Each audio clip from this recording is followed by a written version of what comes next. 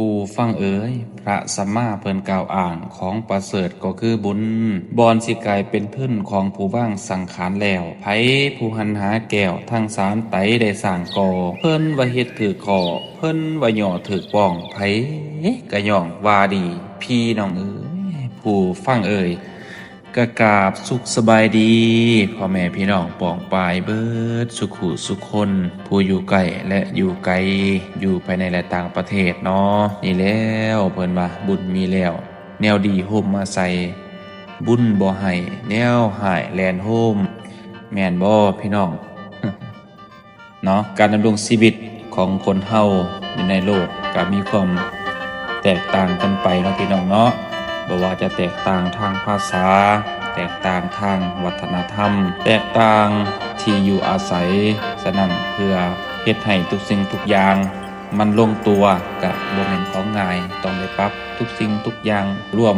ฮอดสภาพจิตสภาพใจของเฮาอยู่ไส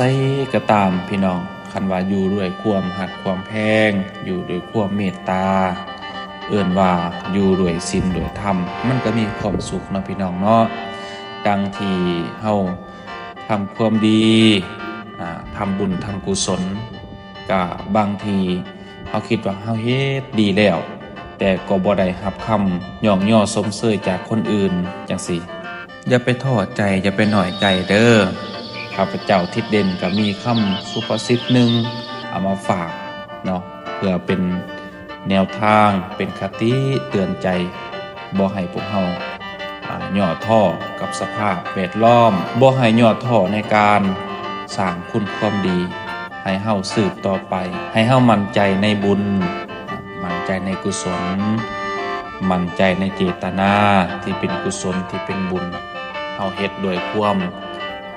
สุจริตเอิ้นว่าเฮ็ดด้วยใจ